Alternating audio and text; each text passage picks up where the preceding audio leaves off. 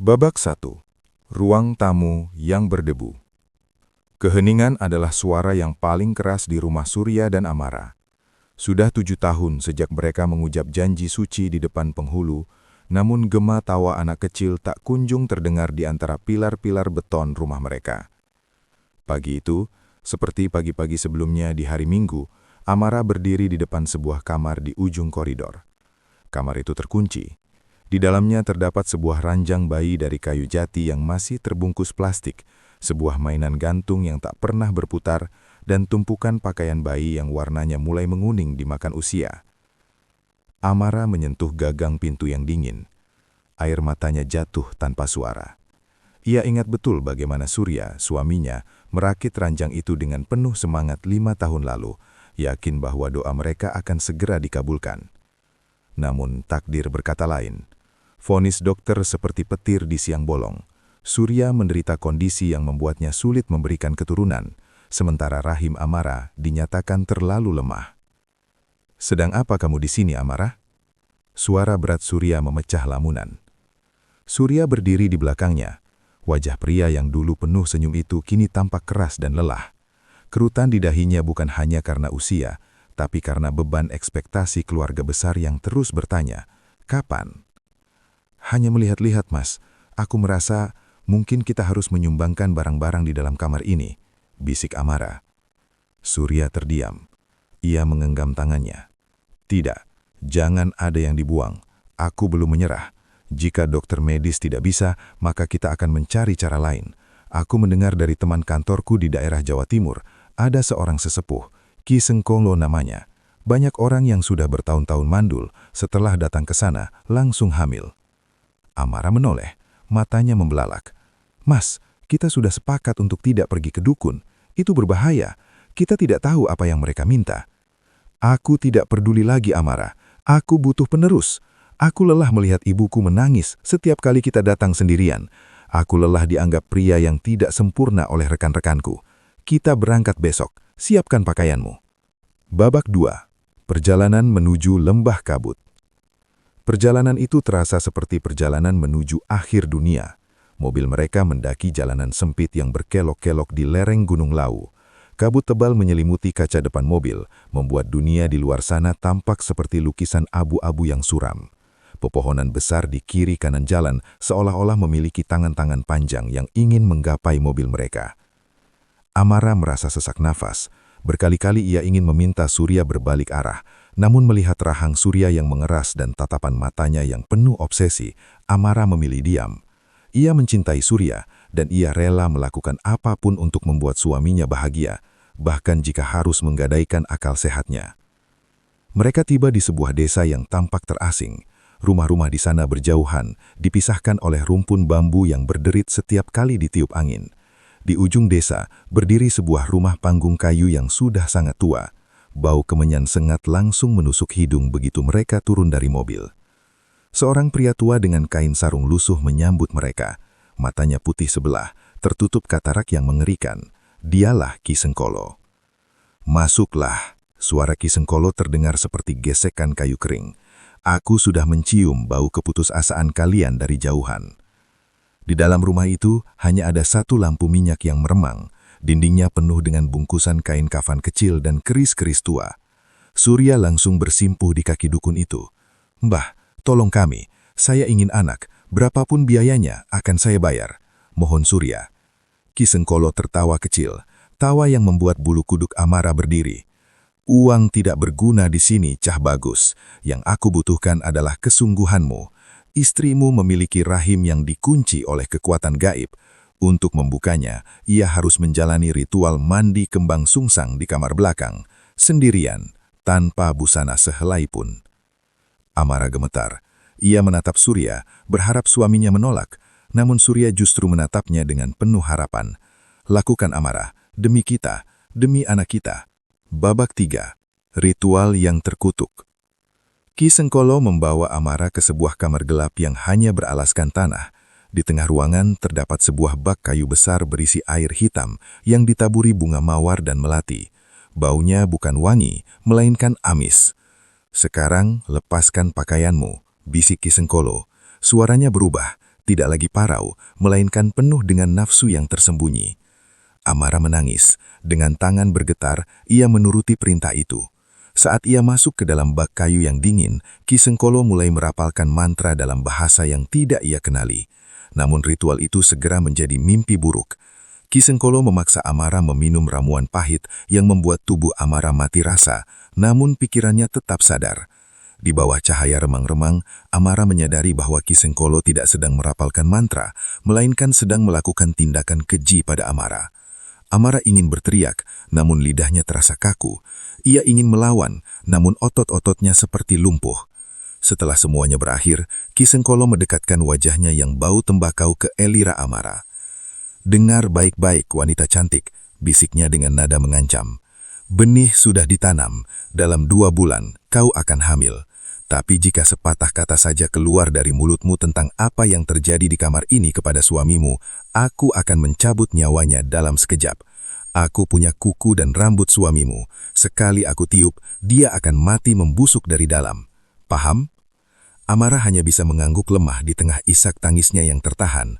Saat ia keluar menemui Surya, suaminya langsung memeluknya dengan gembira. "Bagaimana sayang? Apa kata Mbah?" Amara hanya bisa diam. Ia menatap suaminya dengan rasa bersalah yang teramat dalam. Sementara di kejauhan, ia melihat Ki Sengkolo tersenyum penuh kemenangan dari balik pintu. Babak 4. Keajaiban yang menyakitkan. 2 bulan telah berlalu sejak malam terkutuk di lereng gunung itu. Pagi itu, Amara berdiri di kamar mandi, menatap sebuah benda kecil di tangannya dengan tubuh gemetar. 2 garis merah. Sesuatu yang selama 7 tahun ini ia tangisi dan ia harapkan, kini muncul di hadapannya. Namun, bukannya rasa syukur, Amara justru merasa mual yang luar biasa. Bukan karena hormon kehamilan, melainkan karena rasa jijik yang mengalir di setiap inci kulitnya. Ia mendengar langkah kaki Surya yang terburu-buru mendekat. "Amara, kenapa lama sekali? Bagaimana hasilnya?" tanya Surya dari balik pintu. Amara membuka pintu dengan wajah pucat pasi. Ia menyerahkan alat tes itu tanpa berkata-kata. Surya menatap benda itu selama beberapa detik, seolah tidak percaya. Kemudian pria itu berlutut, memeluk pinggang Amara, dan menangis tersedu-sedu di perut istrinya. "Terima kasih ya Tuhan! Terima kasih Amara! Akhirnya aku menjadi seorang ayah!" teriak Surya penuh euforia. Amara hanya berdiri kaku. Tangannya ingin mengelus rambut suaminya. Namun bayangan tangan keriput Ki Sengkolo yang menyentuhnya malam itu muncul kembali. Ia merasa seperti sebuah wadah yang telah dicemari. Setiap kali Surya mencium perut Amara, Amara merasa ingin menjerit dan menceritakan bahwa bayi itu bukan buah cinta mereka, melainkan hasil dari sebuah kejahatan. Namun, setiap kali ia membuka mulut, bayangan wajah Ki Sengkolo dan ancaman kematian suaminya selalu menghantui mimpinya. Babak 5. Perubahan sang istri. Bulan-bulan berikutnya adalah masa keemasan bagi Surya, namun masa kegelapan bagi Amara. Surya berubah menjadi suami yang sangat protektif. Ia berhenti dari pekerjaan lembur. Ia membelikan semua makanan terbaik untuk Amara, dan ia menghabiskan setiap malam dengan membacakan cerita untuk janin di dalam rahim istrinya. "Lihat El," ucap Surya suatu malam sambil mengelus perut Amara yang mulai membuncit. "Dia menendang. Dia pasti kuat seperti ayahnya." Amara memalingkan wajah ke arah jendela yang gelap. "Mas, bagaimana jika anak ini tidak seperti yang kau harapkan?" Surya tertawa kecil. "Apa maksudmu? Dia adalah anak kita. Dia adalah jawaban dari doa 7 tahun kita. Ki Sengkolo benar-benar sakti Amara. Aku harus kembali ke sana nanti untuk memberikan persembahan syukur." "Tidak!" teriak Amara tiba-tiba. Suaranya melengking tinggi hingga membuat Surya terlonjak kaget. "Maksudku, kita sudah memberikan apa yang dia minta. Jangan pernah kembali ke sana lagi, Mas. Aku mohon, tempat itu tidak baik." Surya mengerutkan kening, menatap istrinya yang dulu lembut tampak seperti orang asing yang kehilangan kewarasan. Ada benih kecurigaan yang mulai tumbuh di hati Surya. bukan tentang dukun itu, melainkan tentang apa yang disembunyikan Amara darinya. Kecurigaan itu mulai merusak kebahagiaannya, menciptakan jarak yang lebih lebar daripada kemandulan mereka dulu. Babak 7. Ketuban yang pecah di tengah malam. Malam itu, badai besar melanda kota. Guntur menggelegar seolah-olah langit sedang murka. Di dalam rumah yang sunyi, Amara terbangun dengan rasa sakit yang luar biasa di perut bawahnya. Cairan hangat merembes di spray putih mereka. Ketubannya pecah. Mas Surya, bangun!" rintih Amara sambil mencengkram lengan suaminya. Surya tersentak bangun. Dalam kegelapan yang sesekali diterangi kilatan petir, ia melihat wajah istrinya yang penuh keringat dan air mata. Tanpa membuang waktu, Surya menggendong Amara ke mobil. Sepanjang perjalanan menuju rumah sakit, Amara terus meracau. Ia tidak meneriakkan nama Tuhan, melainkan menggumamkan kata-kata, "Jangan bunuh dia," dan "Maafkan aku." Surya memacu mobilnya dengan kecepatan tinggi, mengabaikan lampu merah. Pikirannya kalut. Ia berpikir istrinya hanya ketakutan menghadapi persalinan. Namun ada sesuatu dalam nada suara Amara yang terdengar seperti pengakuan dosa yang tertunda. Babak 8. Persalinan yang ganjil. Di ruang persalinan, suasana terasa mencekam. Dokter dan perawat sibuk berlarian, sementara Surya dipaksa menunggu di luar. Dari balik pintu kayu yang tebal, Surya mendengar jeritan Amara yang menyayat hati. Jeritan yang tidak terdengar seperti perjuangan seorang ibu, melainkan jeritan ketakutan yang murni. Tiba-tiba, suara tangisan bayi pecah. Namun suara itu terdengar berbeda. Bukan tangisan bayi yang melengking bersih, melainkan suara yang berat dan serak, seolah-olah ada sesuatu yang salah dengan paru-parunya. Dokter keluar dengan wajah yang tidak biasa. Tidak ada senyum selamat. "Pak Surya, anak Anda laki-laki. Kondisinya stabil, tapi ada sesuatu yang perlu Anda lihat." Surya masuk dengan jantung yang berdegup kencang. Ia melihat Amara terbaring lemas, wajahnya pucat pasi seperti mayat. Perawat membawa bayi itu ke pelukan Surya. Saat Surya menatap wajah bayi itu, dunianya seolah berhenti berputar. Bayi itu tidak memiliki kemiripan sedikit pun dengan Surya. Surya memiliki kulit kuning langsat dan mata yang sipit, namun bayi ini memiliki kulit yang sangat gelap dan fitur wajah yang kasar. Yang paling menghancurkan adalah sebuah tanda lahir besar berwarna merah tua di leher sang bayi. Tanda lahir yang identik dengan yang dimiliki oleh Ki Sengkolo, sang dukun.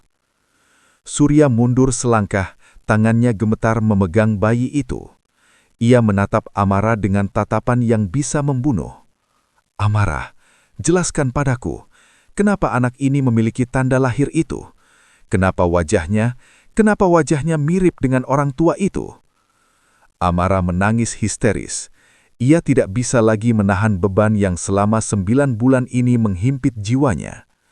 Ketakutannya pada santet Ki Sengkolo kalah oleh rasa muak pada dirinya sendiri. "Maafkan aku, Mas.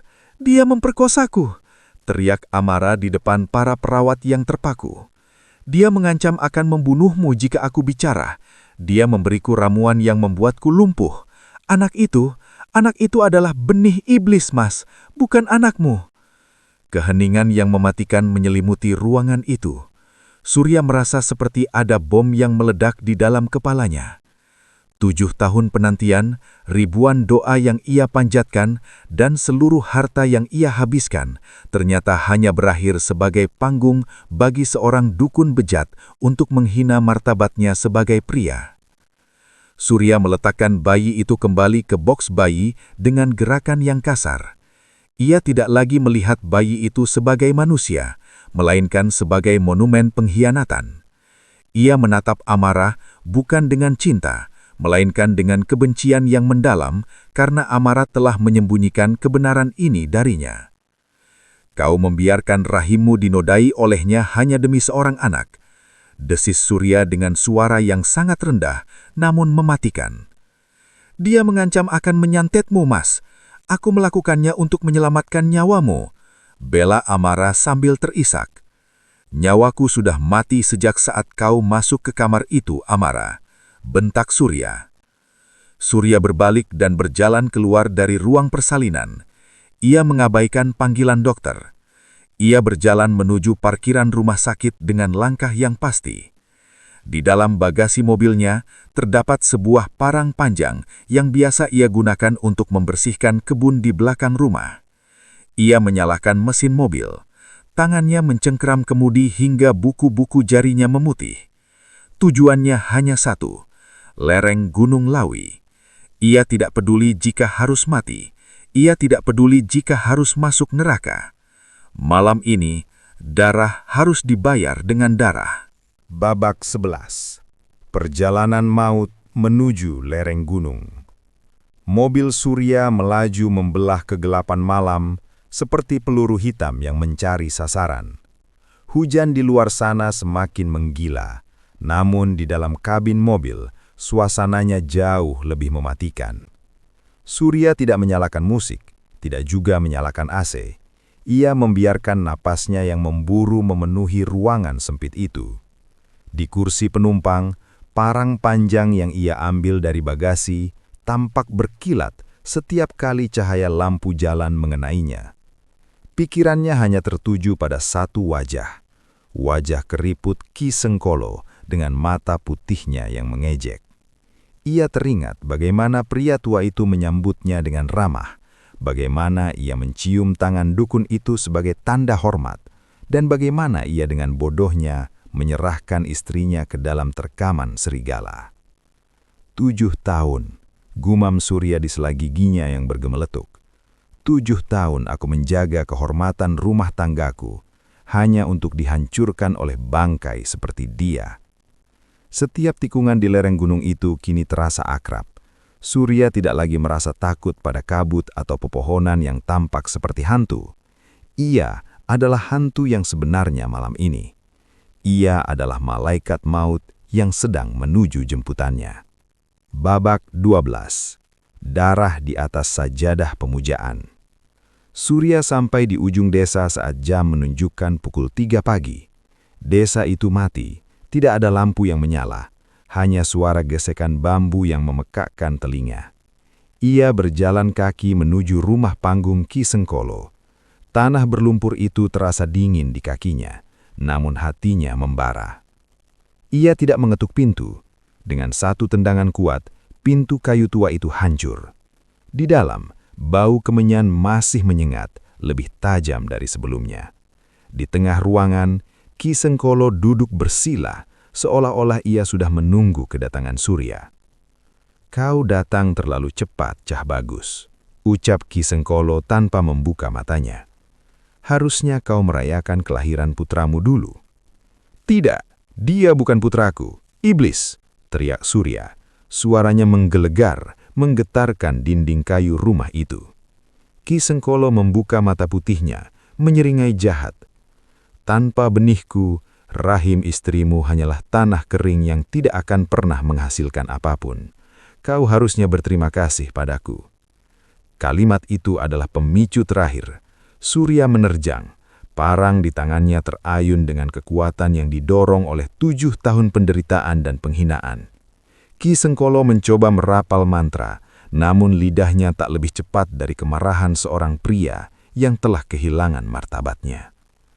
Satu tebasan mendarat di bahu sang dukun. Teriakan kesakitan memenuhi ruangan itu. Surya tidak berhenti. Ia menyerang lagi dan lagi. Ia tidak melihat pria tua di depannya sebagai manusia. Ia melihatnya sebagai sumber segala kemalangan dalam hidupnya. Di bawah cahaya lampu minyak yang bergoyang, darah menyemprot ke dinding, ke kain-kain kafan kecil, dan ke wajah Surya sendiri. Saat Ki Sengkolo sudah tak bernyawa di atas lantai kayu yang bersimbah darah, Surya tidak berhenti. Ia terus mengayunkan parangnya, hingga ia sendiri kelelahan dan jatuh terduduk di samping mayat pria yang telah menghancurkan hidupnya. Ia menatap tangannya yang merah. Pertama kalinya dalam 9 bulan, ia merasa bisa bernapas. Namun ia tahu, Napas ini adalah napas terakhirnya sebagai manusia bebas. Babak 13. Vonis yang membisu. Polisi menemukan Surya saat fajar menyingsing. Ia tidak melarikan diri. Ia ditemukan duduk di teras rumah dukun itu, menatap matahari terbit dengan tatapan kosong. Parang berdarah itu terletak di sampingnya. Saat polisi memborgol tangannya, Surya hanya berbisik pelan, "Sudah selesai." Persidangan Surya menjadi tajuk utama di semua surat kabar. Masyarakat terbelah. Ada yang menyebutnya pembunuh berdarah dingin, ada yang menyebutnya korban keadaan. Namun hukum tetaplah hukum. Amara hadir di persidangan dengan menggendong bayi itu, bayi yang kini ia beri nama tanpa nama belakang Surya. Amara memberikan kesaksian dengan isak tangis yang memilukan, menceritakan pemerkosaan dan ancaman yang ia terima. Namun fakta bahwa Surya merencanakan pembunuhan itu dengan membawa parang, membuatnya tidak bisa lolos dari hukuman berat. Dengan ini, pengadilan menjatuhkan vonis 20 tahun penjara kepada terdakwa Surya bin Ahmad, ucap hakim sambil mengetuk palu. Surya menoleh ke arah Amara terakhir kalinya sebelum dibawa keluar oleh petugas. Tidak ada kemarahan lagi di matanya, hanya ada kesedihan yang tak berujung. Ia melihat bayi di pelukan Amara, bayi yang lahir dari kegelapan, dan ia menyadari bahwa ia tidak akan pernah bisa membenci bayi itu sepenuhnya, karena bayi itu adalah bagian dari penderitaan istrinya yang ia cintai. Babak 14. 20 tahun dalam keheningan. Tahun demi tahun berlalu di balik jeribisi.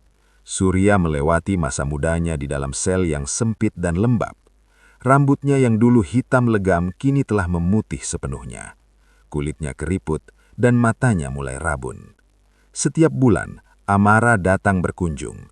Mereka berbicara melalui telepon di balik kaca pembatas. Mereka tidak bicara banyak. Seringkali mereka hanya saling menatap dalam diam, membiarkan waktu yang hilang berbicara di antara mereka.